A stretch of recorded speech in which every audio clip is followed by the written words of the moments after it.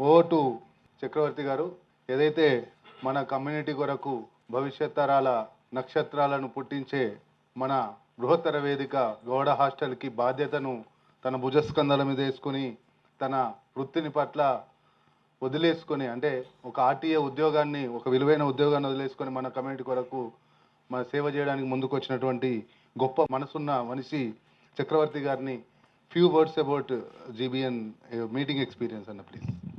ఈనాటి 100వ జీబీఎన్ మీటింగ్కు అధ్యక్షత వహిస్తున్న జీబీఎన్ వ్యవస్థాపక అధ్యక్షులు చీకటి ప్రభాకర్ గౌడ్ గారు, అలాగే వేదికపై ఉన్న ముఖ్య అతిథి అన్న గౌరవ మాజీ మంత్రివర్యులు సీనన్న గారు, అలాగే బండి సాయన్న గారు, ఎలికంటి విజయ్ కుమార్ గారు, అంబటి నారాయణ గారు, మరియు వేదికపై ఉన్న డాక్టర్ విజయ్ గారు, మరియు ఈ సమావేశానికి చేసినట్టు నా Gowda family members, GBN family members అందరికీ నా హృదయపూర్వక నమస్కారాలు తెలియజేస్తున్నాను.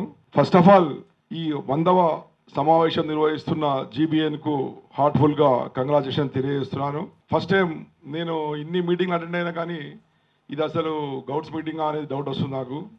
చాలా చక్కగా కార్పొరేట్ లెవెల్లో హైలీ డిసిప్లిన్తోని సమయ పాలన పాటిస్తూ అద్భుతంగా నిర్వహిస్తున్నారు. అందుకే సక్సెస్ అవుతుందేమో ఈ జీబీఎన్ కూడా. సో మీరందరూ కూడా ఒకరికొకరు హెల్ప్ చేసుకుంటూ, ఒకరికొకరు బిజినెస్ చేసుకుంటూ మన కమ్యూనిటీ డెవలప్మెంట్కు పాటుపడడం నిజంగా చాలా గొప్ప విషయం. దీన్ని భవిష్యత్తులో ప్రతి జిల్లాకు కూడా తీసుకెళ్తే బాగుంటుంది. అయితే ఇందులో నేను గమనించింది ఏంటంటే, దీంట్లోకి ఫ్యూచర్లో ఒక 2-3 కమ్యూనిటీస్, అంటే లైక్ హాస్పిటల్స్, డాక్టర్స్ ఒకటి, రెండవది ఎడ్యుకేషనలిస్టులు, కాలేజ్ ఓనర్స్, ఇంజనీరింగ్ కావచ్చు, డిగ్రీ కాలేజ్ వాళ్ళు కావచ్చు, మూడవది అడ్వకేట్స్. ఎందుకంటే మనకి ఎక్కడన్నా అడ్వకేట్లలో కానీ ఎక్కడ లీగల్గా మనకి ఏదైనా ఇబ్బంది అయితే కూడా బాగా సమాజంలో చీటింగ్ బాగా జరుగుతుంది. పర్ఫెక్ట్ అడ్వైజ్ చేయడం కానీ, ఫీ తీసుకున్నప్పటికీ కరెక్ట్ అడ్వైజ్ చేసి కరెక్ట్ గైడ్ లైన్స్ ఇస్తే మన వాళ్ళు సక్సెస్ అవుతారు. కాబట్టి అలాగే హాస్పిటల్స్లో కూడా ఫీ తీసుకున్నప్పటికీ కరెక్ట్ సజెషన్ ఇచ్చి ఈ డాక్టర్ దగ్గరికి పోతే బాగుంటుంది, ఇక్కడ పోతే బాగుంటుంది అని చెప్తే కూడా దాంతోపాటు ఏదైనా వాళ్ళకి బిజినెస్ అవుతుంది, మనకు కూడా డిస్కౌంట్ ఇచ్చే అవకాశం ఉంటుంది. కాబట్టి ఈ 3 కమ్యూనిటీస్ని కూడా కొద్దిగా టైం తీసుకొని వాళ్ళని కలిసి వాళ్ళని కూడా ఇందులో కలుపుకుంటే బాగుంటుందని నేను అభిప్రాయపడుతున్నాను. అలాగే కమింగ్ టు ద గౌడ హాస్టల్కి వస్తే, గౌడ హాస్టల్లో నేను చదువుకున్నప్పుడే మన ఇప్పుడు చీఫ్ సెక్రటరీ గారు అయిన బుర్రా వెంకటేశం సారు, అలాగే income tax commissioner Vemula Srikar గారు, వాళ్ళందరూ కూడా మేము కలిసి అప్పుడు గౌడ హాస్టల్లో చదువుకున్నాము. చాలామంది అప్పుడు మేము ఉన్నోళ్ళందరూ కూడా ఉన్నతమైన స్థానంలో, ఇప్పుడు రవీందర్ కుమార్ ఆర్టీఓ నాగోల్, వీళ్ళందరూ కూడా మేము కలిసి చదువుకున్నాం. సో హాస్టల్కి ఏదైనా చేయాలన్న తపనతో హాస్టల్లో ప్రెసిడెంట్గా నన్ను యునానిమస్గా ఎలక్ట్ చేశారు. సో నాకు బాధ్యత బాగా పెరిగింది. దాంట్లో భాగంగా మేము ఎడ్యుకేషన్ మీదనే కాన్సన్ట్రేట్ చేస్తూ, ఎవరైనా రాష్ట్రంలో ఏ పేద విద్యార్థి అయినా చదువుకోవాలనే తపన ఉండి ఫైనాన్షియల్గా వీక్ ఉంటే మాత్రము 100% గౌడ హాస్టల్ ఉన్నది, గౌడ హాస్టల్ వాళ్ళని హక్కున చేర్చుకుంటుందని మాత్రము సభాముఖంగా తెలియజేస్తున్నాము. ఈరోజు కూడా గౌడ హాస్టల్లో ఆల్మోస్ట్ మోర్ దెన్ 100 మెంబర్స్కు టోటల్ ఫ్రీ అకామిడేషన్ ఇచ్చాము. ఒక 40 మెంబర్స్కు అకామిడేషన్తో పాటు వాళ్ళకి మెస్ కూడా, ఫుడ్ కూడా మేమే హాస్టల్ నుండి బేర్ చేస్తున్నాము. అలాగే ఎవరైతే ఇంట్రెస్ట్ ఉండి వాళ్ళు గ్రూప్స్ కింద ప్రిపేర్ అవుతారో పిల్లలు, వాళ్ళు కోచింగ్ సెంటర్లలో కూడా డబ్బులు కట్టనోళ్ళు ఉండి ఎంతవరకు కట్టగలిగితే అంతవరకు వాళ్ళతో తీసుకొని హాస్టల్ నుంచి బర్డెన్ కాకుండా, ఎవరైతే ఇంట్రెస్టెడ్ ఉండి మా ఫ్రెండ్స్ కావచ్చు, మా గౌడ హాస్టల్ మెంబర్స్ కావచ్చు, మేమే సొంత డబ్బులు వేసుకొని వాళ్ళ కోచింగ్ కూడా ఇప్పిస్తున్నాము. అందులో భాగంగా మనకు మొన్న రాసిన గ్రూప్ 1 మెయిన్స్లో మన గౌడ హాస్టల్ నుంచి 40 మంది విద్యార్థులు గ్రూప్ 1 ప్రిలిమ్స్ పాస్ కావడం జరిగింది. సో నేను ఏమంటా అంటే, అన్నింటికి కూడా ఇప్పుడు సాయన చెప్పినట్టు పొలిటికల్ చట్టసభలలోకి పోవాలంటే ఫస్ట్ మనకు స్టార్ట్ కావాల్సింది ఏంటంటే విద్యతోనే స్టార్ట్ కావాలి. విద్యతోనే ఉపాధి అంటే ఉద్యోగం కావచ్చు, ఎంటర్ప్రినర్షిప్ కావచ్చు, బిజినెస్ కావచ్చు, ఏదన్నా మెలకువలు కావాలంటే కంపల్సరీ విద్య ఉండాలా. విద్యతోని ఉపాధి వస్తే దాంతో ఆర్థిక పరిపుష్టి.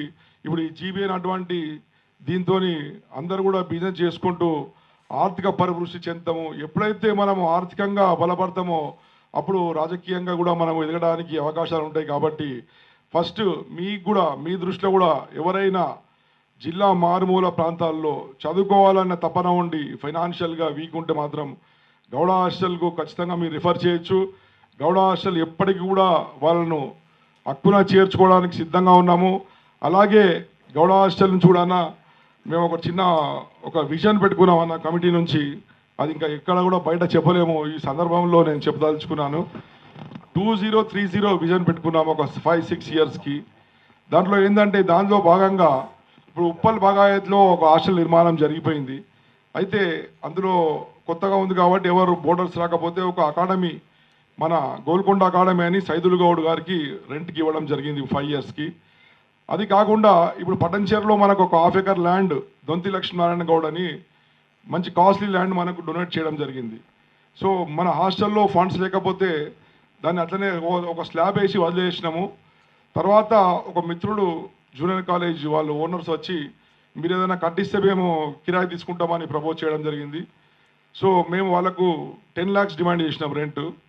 And so they are agreed for 10 lakhs rent. అయితే మళ్ళీ మాకు డబ్బులు లేవు, 10 కోట్ల వర్త్, అది కన్స్ట్రక్షన్ వర్త్. మళ్ళీ మాకు అడ్వాన్స్ ఎంత ఇస్తారు అంటే వాళ్ళు 6 months ఇస్తామంటే అట్లా కాదు, ఒక 1.5 crore ఇస్తామంటే ఆలోచిస్తామని చెప్పినాం.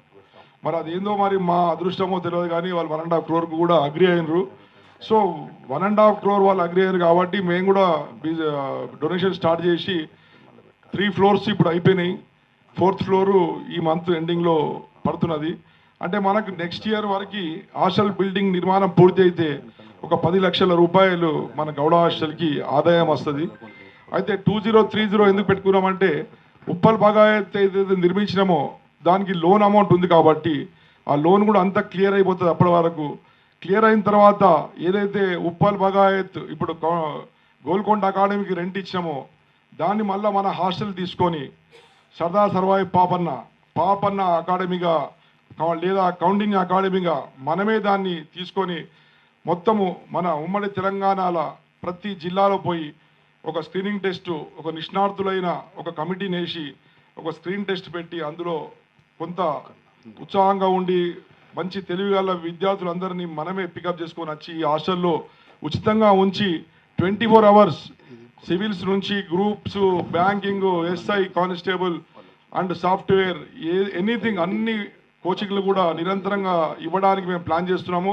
అప్పటి వరకు మాకు నెలకు ఒక 25 లక్షల ఆదాయం సమకూరే ఏర్పాట్లు జరుగుతున్నాయి. 100% 2030 వరకు గౌడ హాస్టల్ ఆదాయము అన్ని లోన్స్ క్లియర్ కాగా ఒక 25 లక్షల రూపాయలు మాకు గౌడ హాస్టల్కి మిగులుతాయి. సో ఆ 25 లక్షలతోని ఓన్లీ విద్యార్థుల మీద, పేద రూరల్ విద్యార్థుల మీద ఇన్వెస్ట్ చేసి వాళ్ళందరినీ ఒక ఆఫీసర్లుగా, ఒక ఎంటర్ప్రినర్లుగా, ఒక సివిల్ సర్వెంట్స్గా తయారు చేయడానికి మా వంతు ప్రయత్నం చేస్తున్నాము. దానికి మీ జీబీఎన్ కూడా ఏదన్నా మీ జీబీఎన్లో మంచి ఇండస్ట్రియలిస్టులు అండ్ కన్స్ట్రక్షన్ సైడ్ ఉన్నారు కాబట్టి మీరు కూడా ఎప్పుడైనా వీలు చూసుకొని మా గౌడ హాస్టల్కి రండి ఎగ్జామ్స్ తర్వాత. సో దట్ వాళ్ళ పిల్లలు ఎవరైనా డిగ్రీ అయిపోయిన పిల్లలు ఉంటే కూడా వాళ్ళకు మన జీబీఎన్లో ఏదన్నా వృత్తిపరంగా లేకపోతే బిజినెస్ పరంగా మెలకువలు నేర్చుకున్నా కూడా వాళ్ళు ఎవరైనా సరే ఏ విధంగానైనా సెటిల్మెంట్ గవర్నమెంట్ జాబే కాకుండా బిజినెస్లో కావచ్చు, ఎట్లన్నా వాళ్ళు సెటిల్ కావచ్చు. కాబట్టి మీరు కూడా మీ అమూల్యమైన సమయాన్ని ఇచ్చి ఈ గ్రూప్ 2 ఎగ్జామ్ డిసెంబర్ తర్వాత జనవరిలో ఎప్పుడైనా ఒకసారి మీరు మా హాస్టల్కి వచ్చి పిల్లలను మీరు కూడా మోటివేట్ చేయాలి. ఇంకోటి ఎట్లా ఉన్నదంటే ఈ మీటింగ్ చూస్తుంటే ఒక్కొక్కరు ఒక 100 మందిని మోటివేట్ చేసేటట్టున్నారు. ఇది public speaking and personality development class లెక్క కనబడుతుంది నాకు. ప్రతి ఒక్కరు కూడా మాట్లాడే విధానం కావచ్చు, గుడ్ మార్నింగ్ జీబీఎన్ అంటే ఇది అసలు లయన్స్ క్లబ్, రోటరాక్ట్ క్లబ్లోనో ఉన్నట్టు ఉన్నది. చాలా అద్భుతంగా ఉన్నది. చిక్కటి ప్రభాకర్ గారికి మరియు మీ మెంబర్లు, ఆయనకు సహకరించిన మెంబర్లందరికీ మరొక్క మారు హృదయపూర్వక కృతజ్ఞతలు తెలియజేస్తూ నాకు ఈ అవకాశం ఇచ్చిన మీ అందరికీ ధన్యవాదాలు తెలియజేస్తున్నాను. Thank you sir. Thank you for your wonderful words about GBN and members also. మీరు కూడా మన కమ్యూనిటీని హక్కున చేర్చుకొని సేవ చేయడానికి అంతా మీరు సాహసోపేతమైన నిర్ణయం తీసుకొని కమ్యూనిటీ కొరకు ముందుకు వచ్చినందుకు మీకు కూడా మరొకసారి శుభాకాంక్షలు చెప్తున్నాము.